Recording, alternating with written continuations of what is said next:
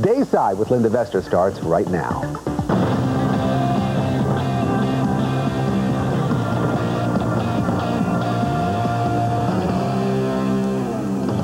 Hi everyone, I'm Linda Vester. DaySide is tracking two developing stories. One is Palestinian leader Yasser Arafat with new details on his coma.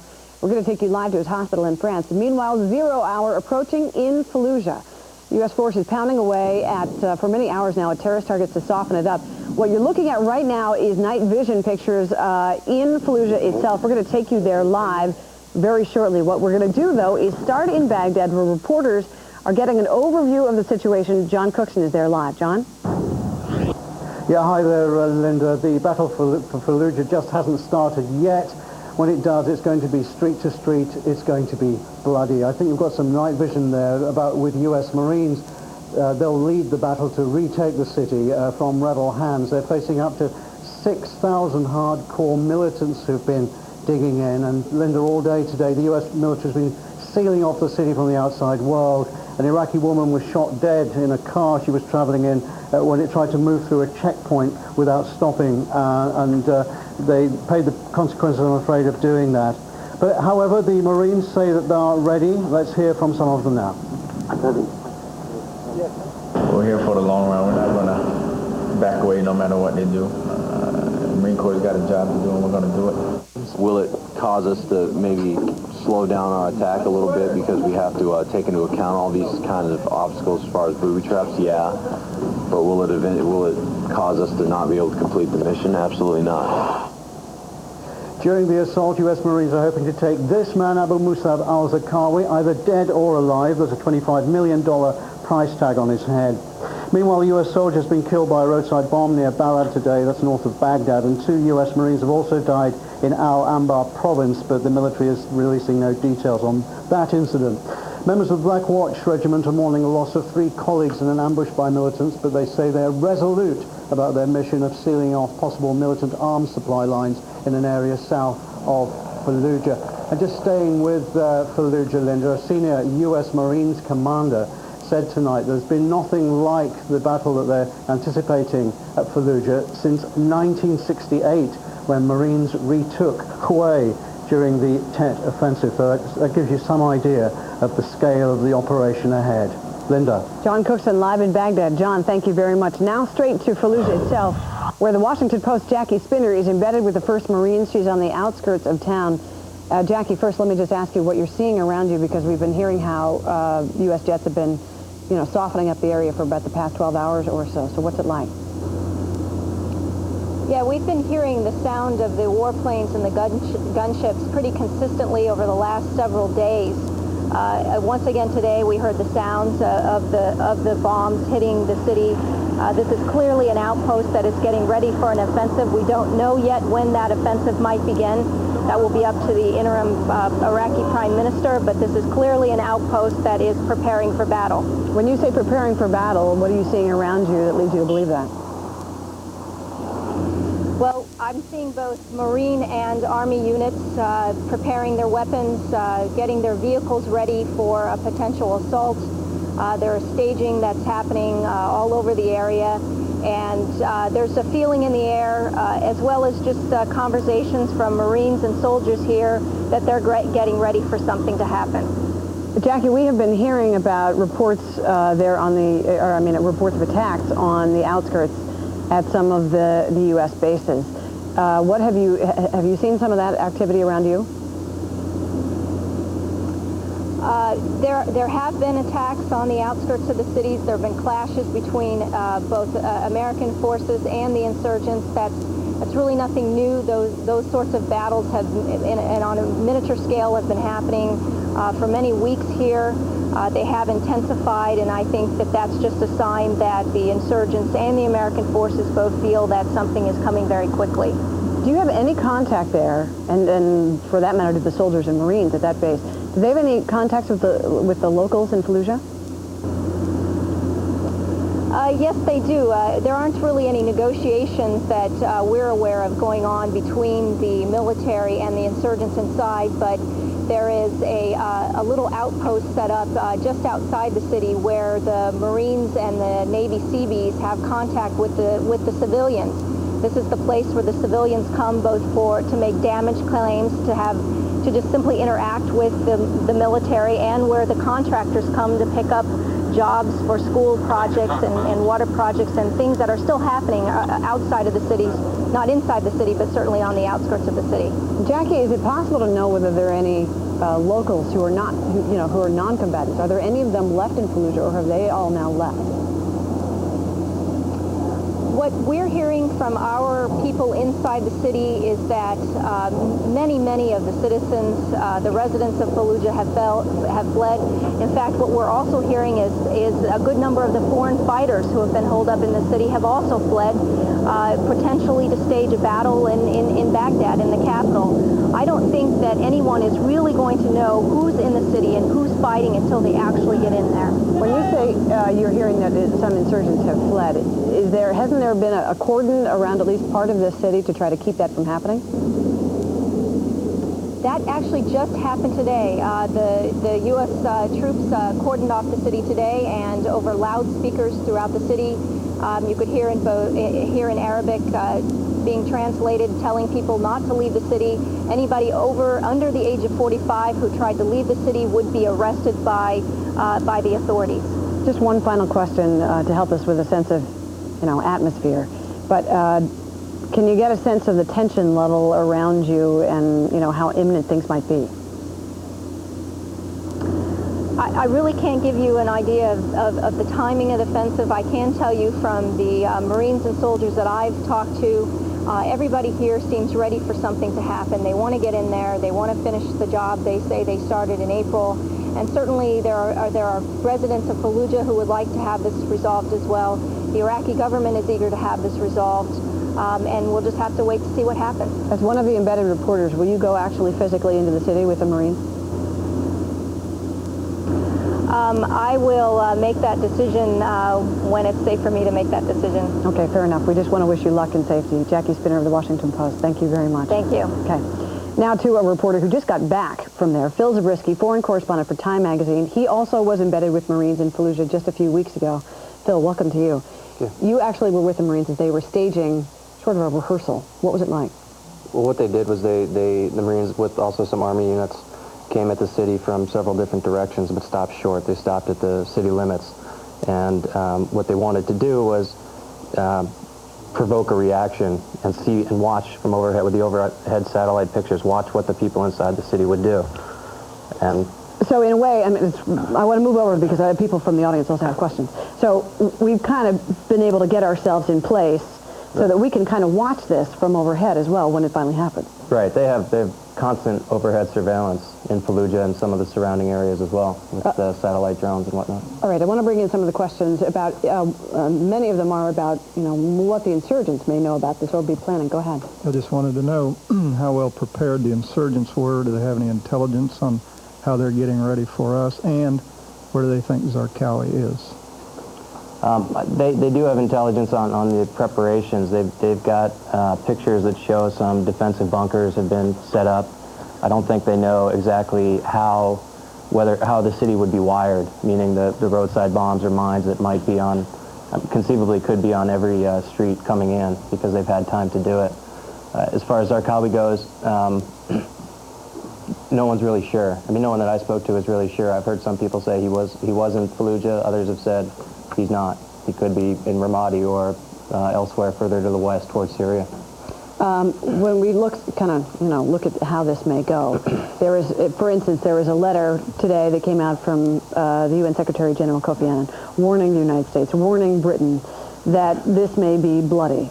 What was the sense you got from the Marines when you were with them? Well, the operation they did, this was about mid-October. One of the people there, a corpsman, a Navy medic, he said he had hoped he wouldn't be that busy that day, and he wasn't, because they took very light contact. But when I mentioned the siege that everyone assumes is coming, he said we'll definitely be busy then. So they're expecting a drawn-out and quite brutal battle. Is it true that some Marines have been telling you that since their assault was halted back in April, that Fallujah has essentially become a bomb-making factory? How booby-trapped is it? Well, I can't say how booby-trapped it is, and having not been in there. Well, and yeah, the right, Marines but I mean themselves. the expectation when they Right, I mean, they're expecting that it will be, and you had the Marine who said that on camera just a few moments ago. But the other issue is these bombs they're making there, a lot of which are car bombs, get exported out to the rest of the country. And so some of the bombs you hear about in Baghdad or further to the west or Ramadi could very well have been made in Fallujah, which means that the Fallujah issue is one that affects the whole country. More about the nationalities of who is doing the fighting. Another question. Hello, I just wanted to know, yeah, what the nationalities are that are nationalities of the insurgents. Or at least what the Marines were telling you when you were with them.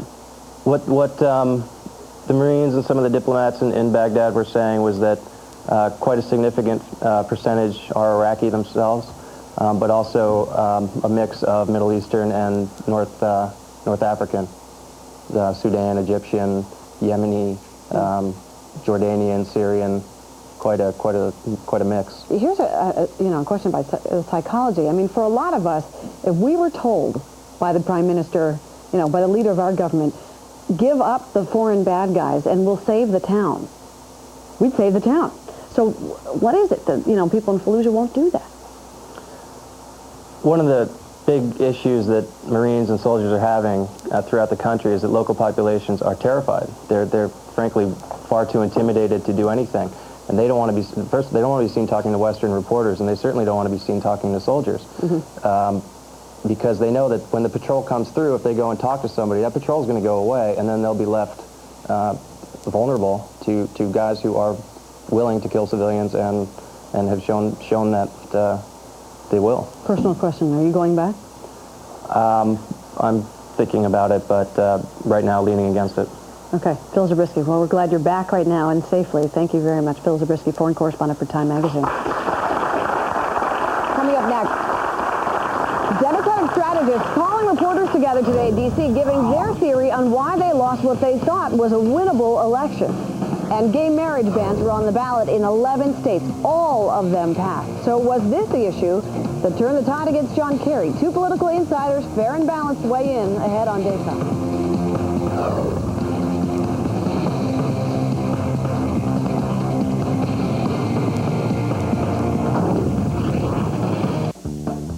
You've waited, you've dreamed, and now it's finally back.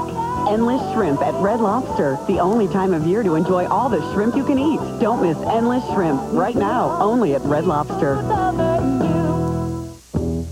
So, what's the weekend hold in store for you? Ask your doctor if a free sample of prescription Cialis is right for you.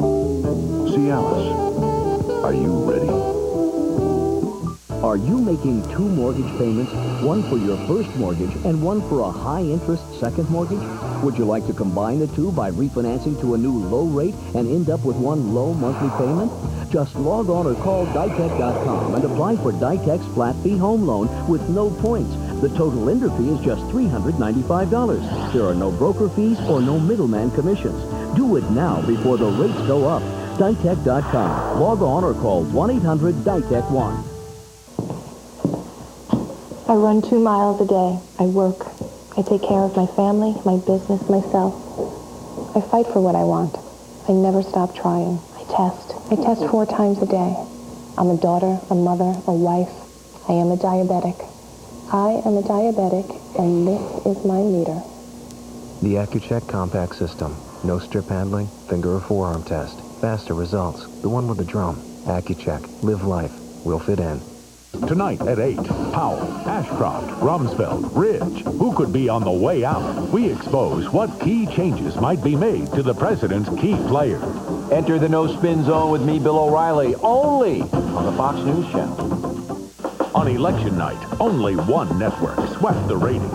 Only one network beat CNN and MSNBC. Only one is the most watched, most trusted name in news. Only one. Only Fox News Channel. Every performer tonight, in their own way, either verbally or through their music, through their lyrics, have conveyed to you the heart and soul of our country. When John Kerry said that, along with a bunch of Hollywood bigwigs, there are a lot of people in this country whose eyebrows went up. Well, now, today, the Democrats and their number crunchers have taken stock of Tuesday's losses on Election Day, and they have made some conclusions about what they consider were missed signals, lost opportunities, where to go for the next election. Fox's Major Garrett has been covering that. He's in our Washington bureau. Major, the election for the Liberals, for the Democratic Party, for the people who worked with Kerry, what are they saying? Well, first of all, the conclusions that were presented here at the National Press Club, Linda, were presented by liberal, progressive Democrats. I can tell you there are centrist, moderate Democrats who are coming to entirely different conclusions. But what the liberals are saying is that the president has no mandate. He has no political capital, even though he said so yesterday in his first post-election press conference. No capital to privatize Social Security or even move in that direction. No capital, politically speaking, to reform the tax code or even make his existing tax cuts permanent. How do they come to that conclusion? Well, they basically looked at the votes and say, yes, voters voted one way, but they actually thought another. Because what they concluded, looking at exit polling data, is that voters believe in liberal progressive ideas more than conservative ones. They just, for some reason, don't vote that way. So are they blaming the messengers, maybe? Well, they blame John Kerry to a certain degree. They say John Kerry had a long history in the Senate that he didn't talk about.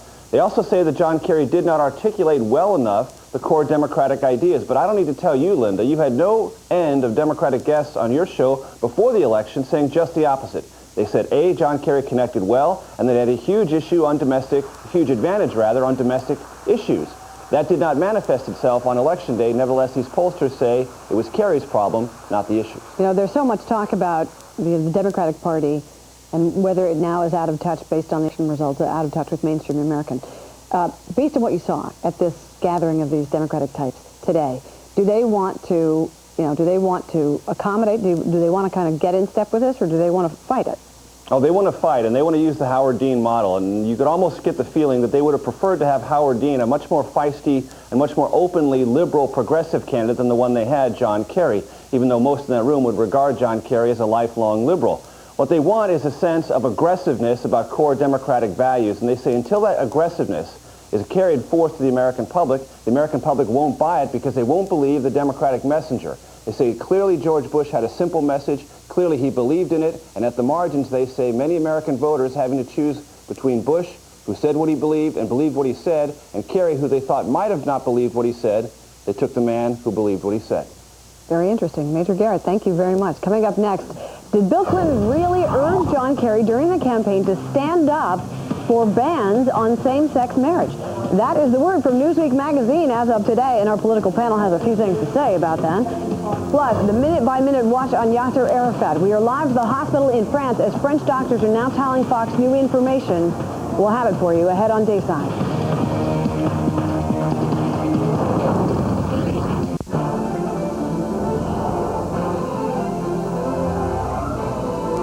Your world, Fox News. It's so easy to use. Geico.com. A caveman could do it. What? Oh, no, not cool. I did not know you were there. I can change. Geico. 15 minutes could save you 15% or more on car insurance.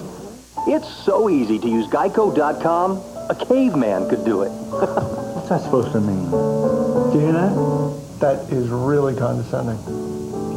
Geico. 15 minutes could save you 15% or more on car insurance.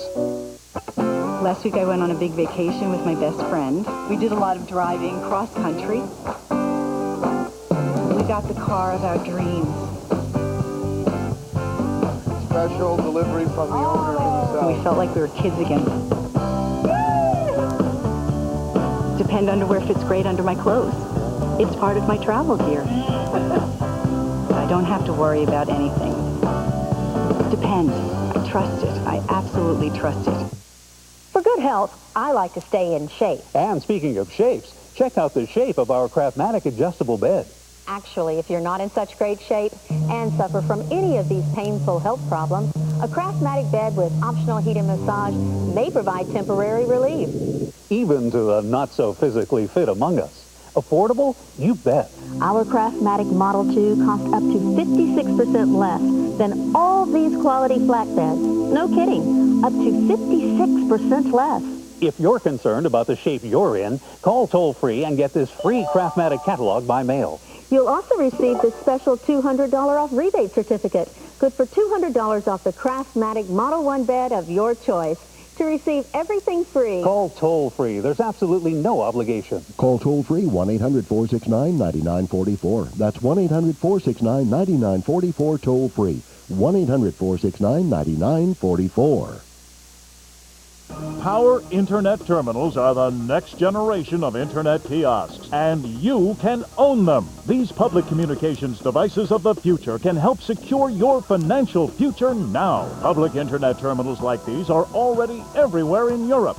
Now they're coming to America. People in public places can access the Internet, check their email, and more. They can even send photos and videos and make phone calls around the world for as little as 4 cents a minute.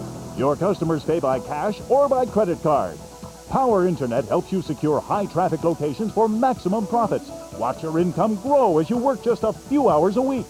Be one of the first in this booming new industry and get the best locations near you. Cash in on the next great wave of money-making machines. The key is to get in first. Call now for your free video and information kit. The best locations are going fast. Call 866-713-7575.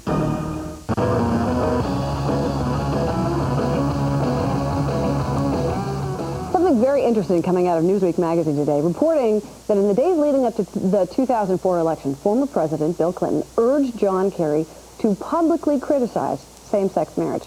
According to this article, it was advice that Kerry chose not to take. But did that cost him the election?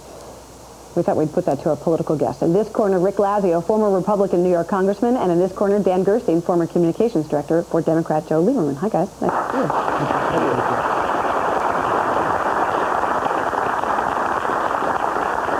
Dan, did that cost him the election? Ignoring that advice? I don't think that cost him the election. I think it contributed to a lack of trust and confidence in him that he shared the values of the vast mainstream of the country. Yeah, by remaining silent, it was a mistake. By remaining silent and letting the extreme elements of the party speak for him too often and saying, in effect, that people who don't support same-sex marriage are bigots. Now, you can have strong views on the subject, but much like in the abortion debate, if you don't show respect for the other side and understand the deeply held convictions that are behind it, you're turning off a huge chunk of the electorate right off the bat. Huh. All right, let's turn this around, Rick. Let's just say that John Kerry had taken the advice, and he did it. What would that have done for him? I'm not sure it would have done a whole lot. If you look at the results, for example, there were 2 states where the referenda on gay marriage passed and George Bush lost, in Michigan and Oregon.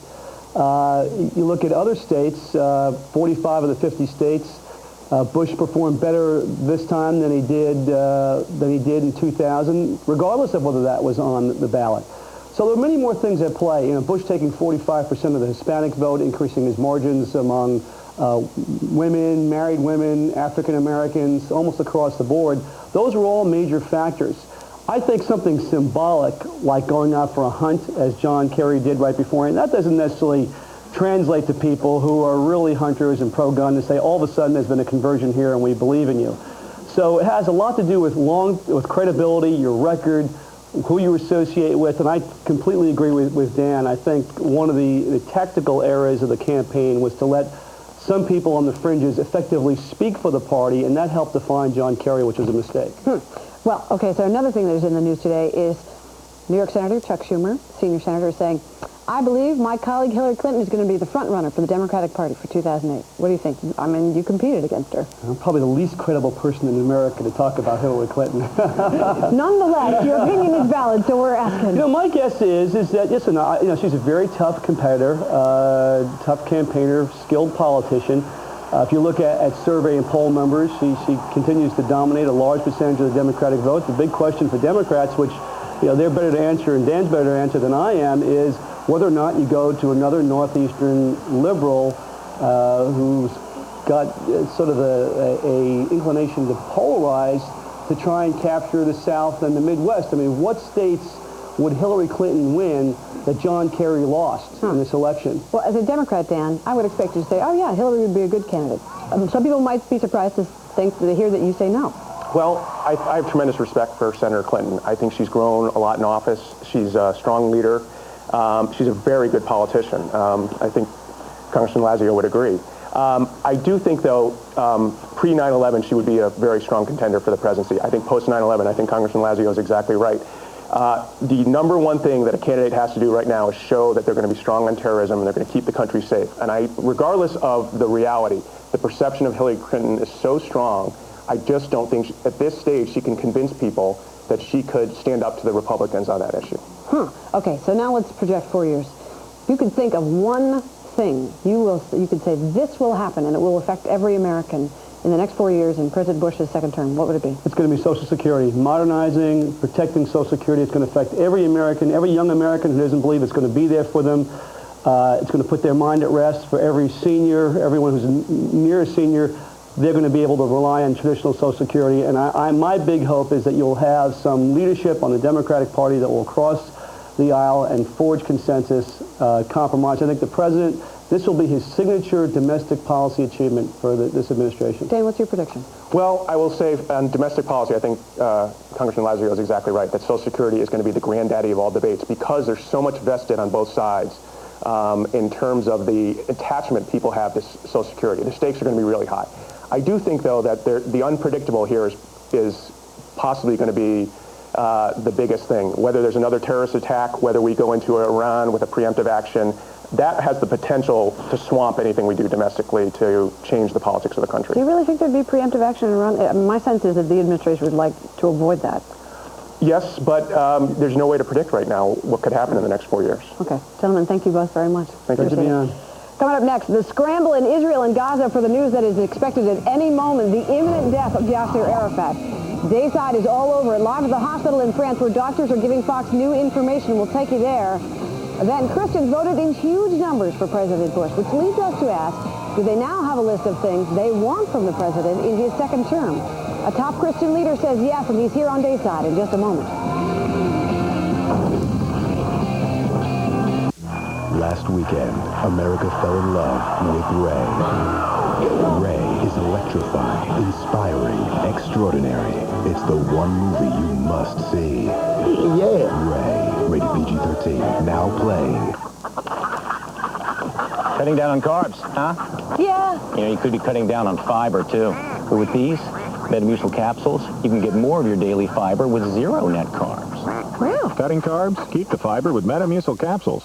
The whole notion of getting a website was just intimidating. Who's going to design it? Who's going to host it? And how much is it going to cost?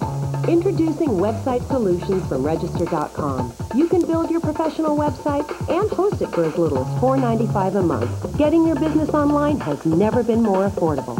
Register.com makes it easy. They helped us create our site, and they host it. And it's costing us less per month than a double mocha. Register.com. Website solutions start at under $5 a month. What do I do if I want to come down? I can move your legs like a duck. You're always ready for your next vacation. So here's how you can get there faster. The Gold Delta Skymiles credit card from American Express. Call 1-800-AXP-8400 to apply.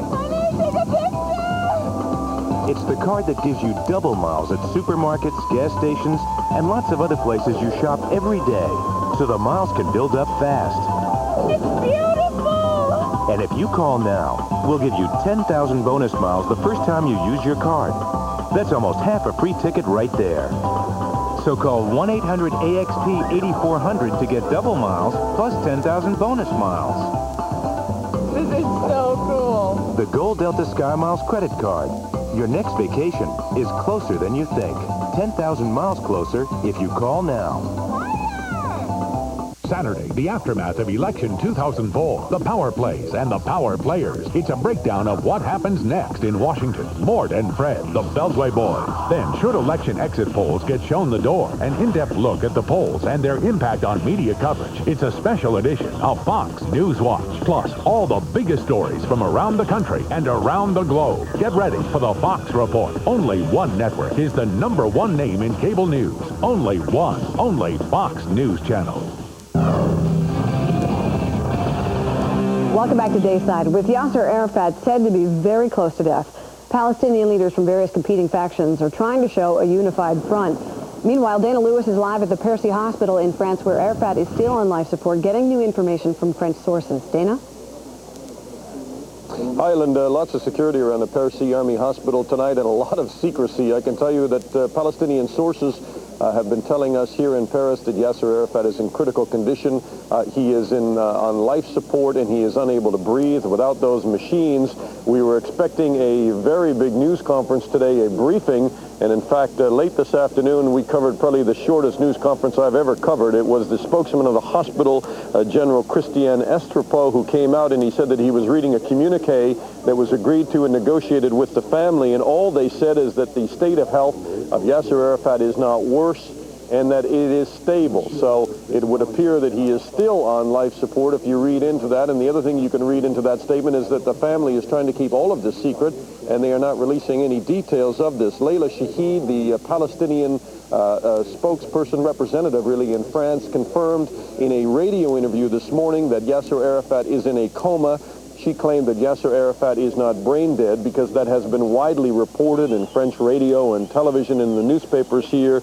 And she is also claiming, or she was this morning, that it is not an irreversible coma. However, our sources in Israel in the Prime Minister's office are saying that Yasser Arafat is in fact clinically dead and that the Palestinians are stalling, trying to work out security details on the ground, trying to prepare people in the West Bank and the Gaza Strip for the news that seems inevitable that is coming, that Yasser Arafat is very close to death here, and he is only staying alive on life support systems inside the Paris Army Hospital. 4 decades of this man's rule over the Palestinians as their leader appear to be at the end. Linda? Dana Lewis with breaking news. Thank you very much. In just a moment, we're going to talk to a leader of this country's Christians. He has a list of things he says they want from President Bush in return for his re-election. He'll be with us in just a moment. But first, Uma Pemaraju is in Fox Central with the rest of the day's headlines. Hi, Uma. Hi there, Linda. Here's what's happening, everybody. Terrorists launched a rocket attack on the outskirts of Fallujah, killing 1 U.S. soldier and wounding 7 others. The rocket attack came after U.S. forces pounded the rebel stronghold with airstrikes. Enemy fighters also attacked 2 military checkpoints outside the city. U.S. and Iraqi troops are waiting for the order to launch a major assault on Fallujah. A violent morning in Wisconsin. Police say a man went on a shooting rampage, killing 2 people in a hotel. It happened in Oak Creek, a suburb of Milwaukee. Police say the man shot his girlfriend and another person, then sprayed the hallways with about 30 to 40 shots, wounding 2 other people there. He then held a hostage for about half an hour before surrendering to police. A political protest at a high school in Boulder, Colorado has now come to an end. About 85 students camped out in the school library since yesterday, saying they were worried about where the nation is heading, expressing concerns about the war in Iraq, the national debt, military recruitment in schools, and other issues. They ended their protest in time to return to classes this morning. And finally, a flashback at a London night spot. The Canvas nightclub is bringing back 70s-style roller disco, and it's drawing big crowds. The owner says up to 500 people pack his club each week. They wheel around in 3 rooms, each with different music. And that's a quick look at some of the headlines making news at this hour. I'm Uma Pemaraju.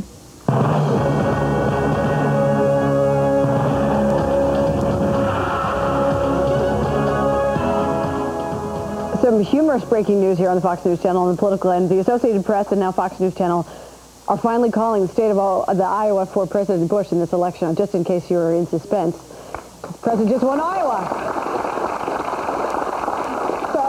So the total now is in the Electoral College is 286 electoral votes for President Bush and 252 for John Kerry, just in case you're in suspense. In the meantime, you've been hearing how Christians voted in huge numbers for President Bush. So now that he's been reelected, do they have a list of things that they expect from him in return? Colin Hanna is president of Let Freedom Ring. His organization played a big role in getting out the Christian vote. Colin, welcome. It's nice to have you. Thanks, Linda. Good to be with you. So what do you say, what would you like to see from President Bush in these next 4 years, given your support of him? Well, I think that there are a whole host of issues, both social conservative issues and religious liberty issues, that people of faith are hoping that the new president will move on, that the president will move on in this new term. Which ones are you talking about? A lot of people have focused on just the issues of preservation of marriage and the abortion issue, and I do think that those are very important, but religious liberty issues such as the proper role of the 10 Commandments on public buildings, whether or not under God should properly belong in the pledge, even the possibility that some have challenged the use of "In God We Trust" on money.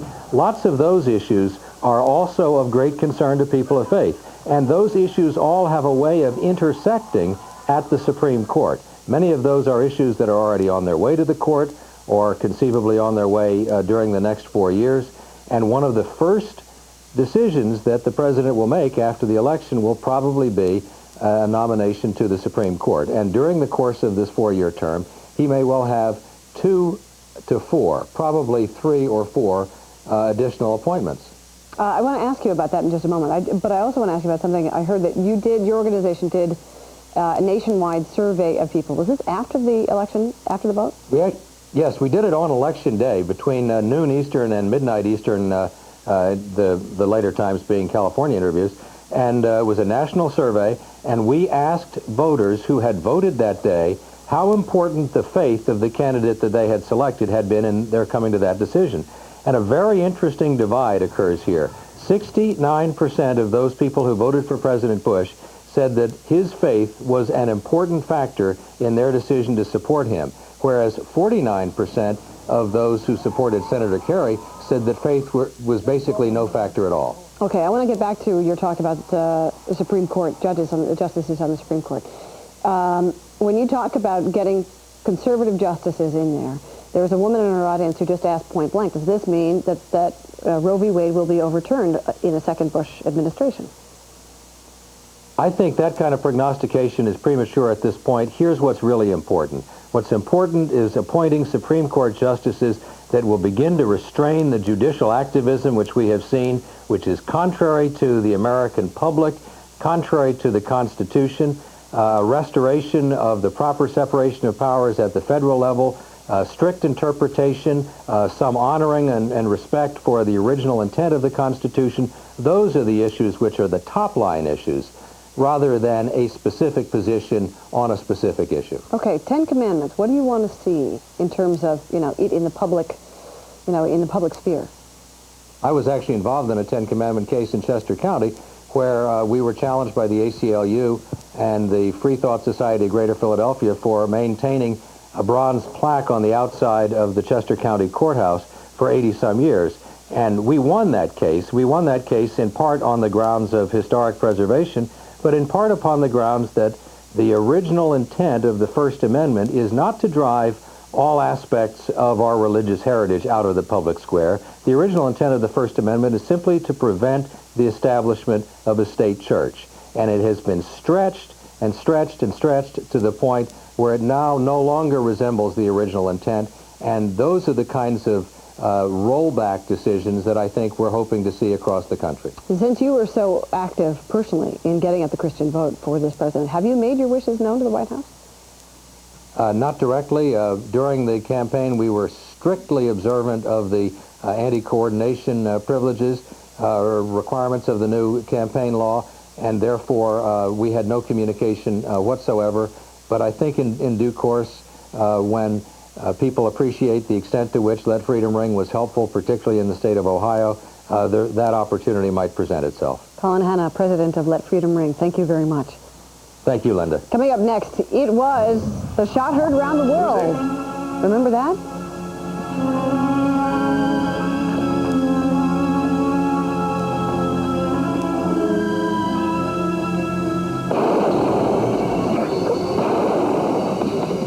And that left us all wondering, who shot J.R.? Now J.R., Sue Ellen, and the whole Ewing family are getting together for a reunion. Yep, and it's at South Fork. One of the show's stars is here on DaySide in just a moment. Then, on a more serious note, the verdict that may come at any moment in the Scott Peterson double murder trial. Judge Napolitano is here ahead on DaySide.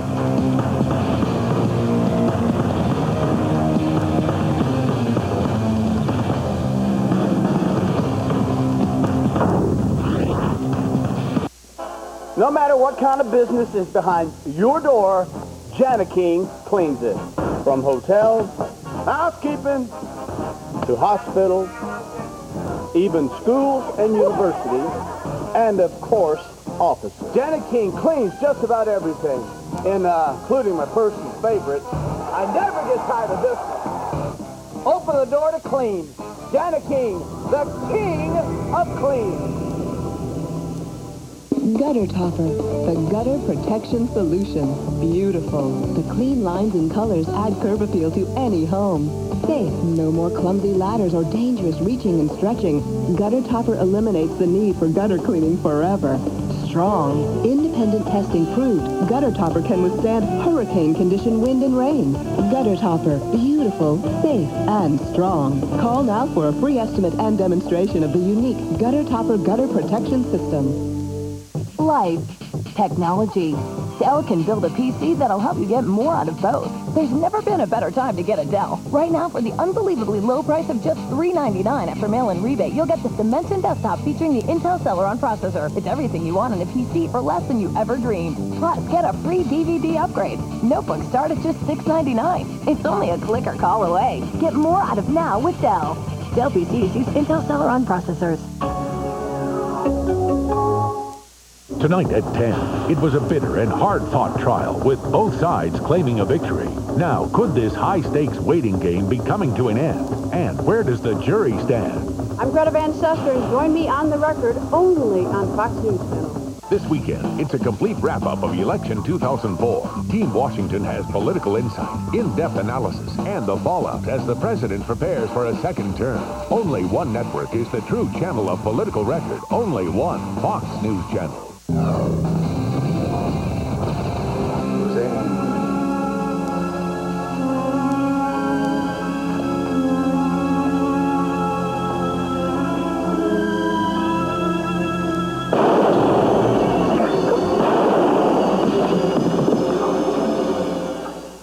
Remember that moment? Do you remember? Yes, we're all the Dallas fans. It was a cliffhanger that left millions of viewers asking, who shot JR? So many of us were hooked on watching the scheming, backstabbing Ewing family. And guess what? They're all back together for a 2-hour reunion special. It's this Sunday night on CBS. Y'all remember Lucy Ewing? Charlene Tilton in real life. She is with us today. Also, Barbara Curran. She has written the definitive book about the show. Welcome to you both. Thank you. Hi, thank you. Gosh, Charlene, I hardly know where to start with you. But I guess there are so many fun stories behind the scenes. I didn't realize how much of a prankster you were while you guys were taping this. And, you know, blowing bubbles. I know, blowing bubbles at some of your fellow cast members and taping stuff to Victoria Principal's back during a scene. Do you mind telling some of these stories? Sure. Yeah, we had a lot of fun on the set. And we had the funniest gag reel, which we'll be seeing a lot of it on the 2-hour special on Sunday night. And we all went through elaborate efforts to make each other laugh. And there were so many. One of them, we were on the set, and Victoria Principal was getting her makeup done. We were in the hospital, and she was sitting on a bench that didn't have a back. And so while the makeup artist was putting on her makeup, I was in back of her, and I took everything I could find in the hospital. Tongue depressors, thermometers, surgical gloves, and blew them up, and I was taping them all over her back. And I decorated her whole back, and she didn't know. So she got up and walked away and walked through the crew, and she cracked a joke, and the crew just started howling. And she said, well, I didn't think it was that funny. She went to the bathroom, and all of a sudden, she must have looked in the mirror, and I heard, Charlene, I'm going to kill you. So there was some great times and great laughs. Yeah, and if you listen to Larry Hagman, it sounds like that was, it wasn't just you, it was the whole cast. We have a little clip of Larry Hagman from the reunion as well. Let's roll that. Okay. Patrick and I laughed for 13 years. Well, 12 for him, because he quit for 1 year. But we had a wonderful time together. It was a hoot. I mean, I don't think we ever had a crossword in the whole cast one single time. And Barbara, since you got the chance to kind of interview the cast and really talk to them about it, the whole thing with JR and Sue Ellen, that was not originally the whole point of the show. Right. It's just because they just shot out of the screen. That's right. It really was a show about Bobby and Pam, and they were going to have Bobby killed off in the first season and make it a show about Pam with her in-laws fighting over all this money, because she would have gotten all the money, that piece of the Ewing pie there.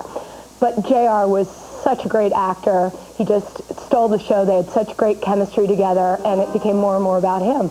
And Charlene, you guys are all so famous. We all know you so well now, but I keep hearing that back then, you all just kind of considered yourselves out-of-work actors. In fact, is it true that you got that part because you sneaked onto the studio lot? I did. I read in a magazine called Dramalog that out-of-work actors used to read, and you kind of see what was going on around town, what shows were being cast. And I read Dallas and the description of the show, and I read the description of the characters. And when I read the description for Lucy Ewing, I just said, that's my part. I will not let anybody else play that part. I wanted it so bad. So I snuck onto the studio lot every day for about 2.5 weeks.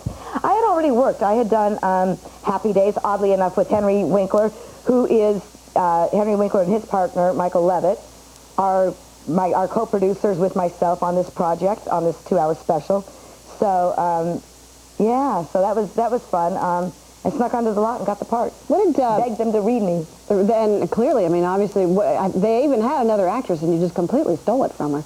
And there was another actress, I think, for Sue Ellen as well. Right, Mary Fran was cast, but then the producers interviewed, or she tried out for the role of Sue Ellen, and saw those sad eyes of Linda Graves, and were like, perfect for the misunderstood original Desperate Housewife. Right. You remember Sue Ellen, right? And she was always getting drunk, right? You know, she's always getting drunk, and then she'd have an affair, and then she'd have an affair, and she'd get drunk. In fact, Sue Ellen liked the getting drunk up to a point, and then they gave her some serious roles to have, the feminist, the businesswoman, but then all of a sudden liked getting drunk again because she didn't have to have the big hair and 2 hours in makeup. When she was drunk, they were done with 20 minutes, so she was able to go back on the set. Whereas at the height of the 80s, she was wearing the big shoulder pads, big makeup, big hair. Oh, wow.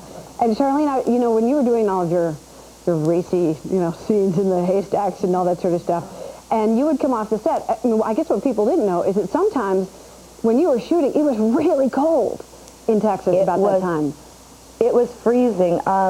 The first day of filming, the first scene was Steve Canale and myself up in the hayloft doing some extremely sexy, kinky scenes, and I was so much younger. It was really pushing the envelope, and it was freezing then.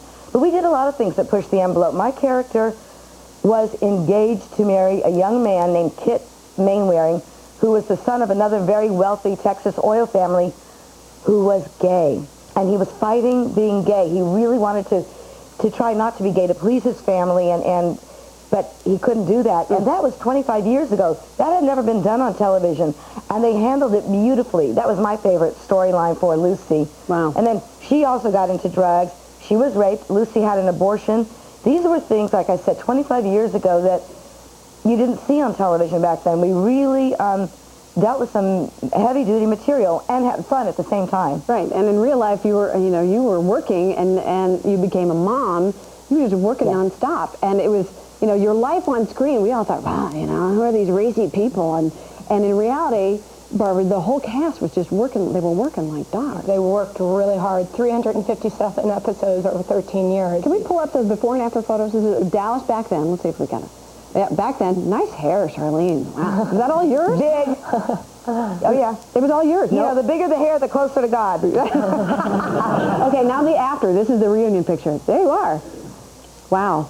And everybody got along fine? Everybody was happy to see each other, Charlene? Well, oh my gosh, it was so much fun. It was so emotional.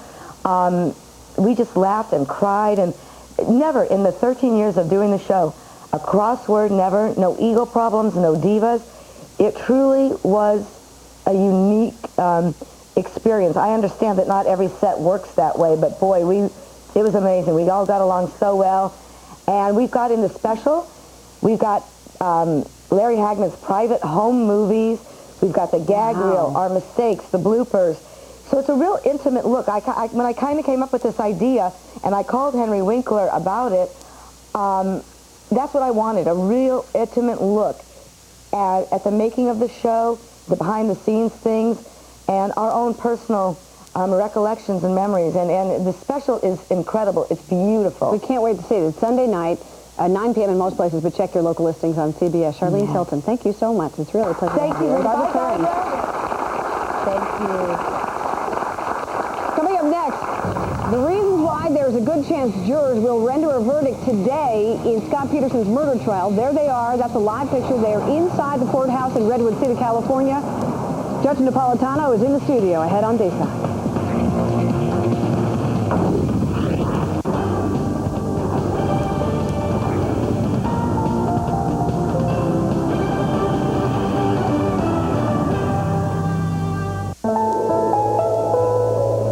Growth is an irresistible power of nature. Protection is the most natural of instincts.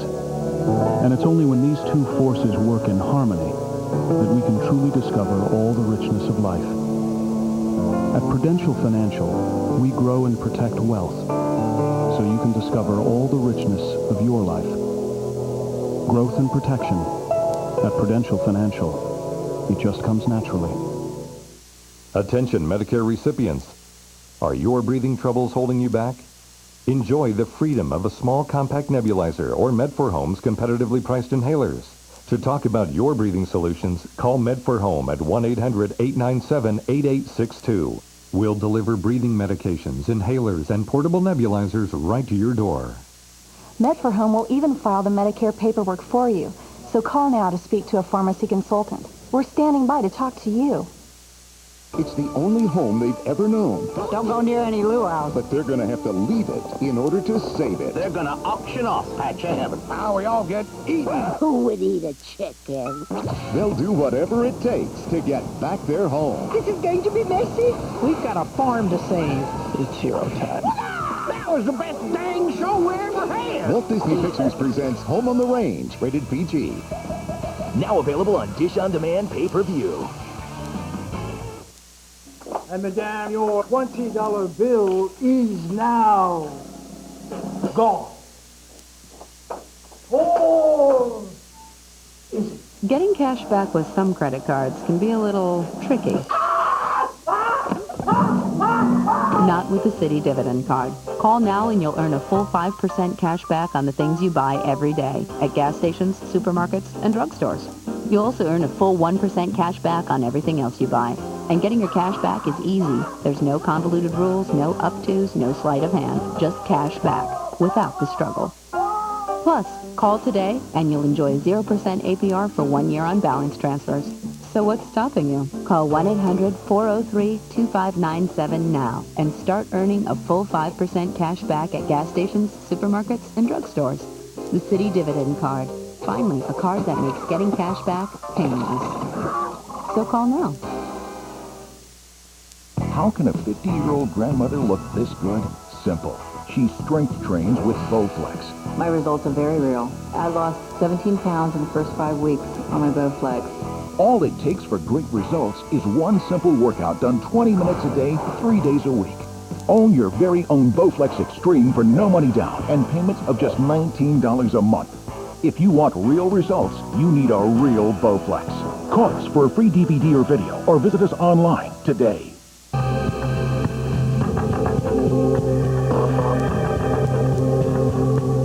We can expect a verdict in the Scott Peterson murder trial to be handed down at any time, very possibly today. The jury is in its third day of deliberations. There it is, a picture of the courthouse in Redwood City. In fact, this is a live picture. They're inside there deliberating right now. We're keeping a close eye on the proceedings. The minute we hear, we'll let you know, because what we're being told is that we will find out, and then they're going to give time for people to assemble in the court for the actual reading of the verdict. Meantime, we have called in Fox News senior judicial analyst, Judge Andrew Napolitano, to give us some insight. Judge, thank you very much for being here. Thank you, Linda. All right, first, to the reasons why it's possible we might see this. Because the jurors are sequestered. Right. Jurors hate to be sequestered on a Friday. Right. Over into the weekend. Right. And so sometimes we see verdicts on Friday afternoon. Yes, and to make it even more painful on the jurors, if they don't have a verdict this afternoon, they will be in a motel over the weekend without deliberating, with no radio, TV, telephone, wireless communication, or newspapers. So they really have an incentive to get it done today. Yeah. If they don't get it done today, they will endure this miserable weekend and return on Monday. I think they'll get it done today. The other reason is they've been together for 5.5 months. Exactly. They know each other well by now. They know how each other thinks. It's not like they need to get to know each other. They just have to get down to work. Right. And little things that we watch, like, you know, sometimes as you're watching juries deliberate, they often call the judge and say they want a readback of testimony or they want to re-examine something. We haven't heard a peep. Not a peep. Not Which a peep. tells you what? Nothing, no requested readbacks. One of the reasons for that is California has a rule that allows jurors to take notes, as many notes as they like. There is a juror on this panel who is a lawyer and a physician, and he brings all of his notes with him into the courtroom each day. It is this high. Wow. It's half the size of Encyclopedia Britannica because he speed writes. He has incredible notes. And he's the foreman? I don't know who the foreman is, and I don't believe we've been told who the foreman is. If we have, I don't know. Okay, I think I had heard some guessing at least that he was. Now, in terms of what they're considering, there is, the obvious is first-degree murder, which means premeditation, which carries the penalty planning, plotting, methodically carrying out the murder, for which the jury could impose a death sentence or life in prison without parole. That's the charge that he was defending against. He was not charged with anything else. He was indicted by a grand jury just for first-degree murder, not for any lesser charge. But the judge is allowing the jury to consider second degree. And here's where this is a little opposite from the way it is. Frequently, it is defense lawyers who beg the judge to put in this second-degree charge so the jury can compromise, so the defendant can at least live and not confront the death penalty. Here it was the government, fearing its own case on first-degree murder is weak, that asked the judge to put in the second-degree murder charge. The defendant said, no, I don't want the jury to be able to compromise. I want the government either to have to prove me guilty of first-degree murder or let me go. The judge sided with the government, so the second-degree murder charge is in there. Some of us believe that if he is convicted of second-degree murder, the conviction will be overturned because the evidence that the government produced all goes to first-degree murder. There's no evidence here that this was not premeditated. It was either premeditated by Scott or somebody else did it. There's no evidence of a middle ground. Huh. All right, I know you're on standby for the minute. Oh, we're ready for this one. Judge Napolitano, thank you very much. Have a nice weekend. Okay. Coming up next is the lightning jump. We're going to crack open the stupid criminals file. Today's genius is wannabe Grinch. And basically what happened is he got himself in a bit of a pinch, Grinch style. We'll show you what happened with the firefighters in just a moment ahead on DaySide. You flip them and they flop. You lift them and they drop. There's just no easy way. Until now. Hi, Kathy Mitchell here in the kitchen with Grip and Flip, a unique new spatula with a precision gripping action. Here's how it works. Fried eggs, a kitchen nightmare until Grip and Flip. Now, no more broken yolks ever. Perfect, too, for sausage and bacon. You'll never have to chase that sausage around the skillet again. Turn over just one strip of bacon or lift out the whole batch. And your kids are going to love Grip and Flip for cooking grilled cheese sandwiches. And how about on the barbecue? You're never going to chase those hot dogs around again. And it's delicate enough to turn over even fish. And here's a little secret. Turn your Grip and Flip over, and it's the perfect tool to use with your countertop grill. But wait, call now and we'll also send you Scoop and Strain, the unique new ladle that not only scoops and serves, but strains and drains. Most ladles are solid, but Scoop and Strain has this unique straining grid that allows me to decide whether I want lots of vegetables and just a little bit of broth, or lots of broth with just a few vegetables. Scoop and Strain's also perfect for hot vegetables. And this unique pour spout allows me to put the gravy right where I want it. So you get both the Grip and Flip and the Scoop and Strain for just $19.95. But I'm not finished yet. We're going to send you this 6-in-1 kitchen utensil that's so precise it'll even pick up a thin dime. What it does is it actually forms around the food. It takes the shape of whatever you're lifting. It's like an extra pair of hands in the kitchen. And it's yours free. You'll get it all. The Grip and Flip and the Scoop and Strain and the 6-in-1 kitchen utensil for just $19.95. But wait, call in the next 5 minutes and I'll double your order. Here's how to get yours. Credit card customers call 1-800-546-9735 now to take advantage of this incredible 2-for-1 offer. It includes 2 Grip and Flips with a handy gripping action, 2 Scoop and Strain for straining and draining liquids, and 2 of the 6-in-1 kitchen utensils, a huge $60 value for just $19.95. Call now. Sunday, don't miss our post-election edition. Get a recap from our powerful primetime team and reaction from special guests. It's a look back on Sunday Best. Then Scott's fate. Now the jury has the final say. As deliberations get underway, Geraldo brings us the latest on At Large. Plus, covering the votes, the polls, the political battles. It's an inside look at Fox News headquarters on election night on Fox Magazine. Only one. Only Fox News Channel. All right, time to open the Friday edition of the Stupid Criminals file. You ready? Ready? Okay, here we go. Today's genius is 18-year-old Matthew Mays of Portland, Oregon. Apparently, police say he tried to burglarize a house and thought the way to do it was to go down the chimney. Well, you can guess what happened next, because he kind of looked like a Grinch. Well, and he looks real bummed out about it. He shimmied down about 10 feet before he got totally stuck. The fire department had to come and dig him out. He was taken to the hospital and treated for scrapes and bruises, but as you can see, more than that, he's just pretty darn embarrassed. Police say he's going to be charged with first-degree burglary and criminal mischief, and I bet we will never see Matthew in another chimney ever again. With that, we got to go. Email us your comments. DaySide at foxnews.com. Thanks for watching. Happy Friday. I'm Linda Vester. I'll see you Monday on DaySide. Now here's Fox News Live and Mark McCollum. Thanks, Linda. This is Fox News Live.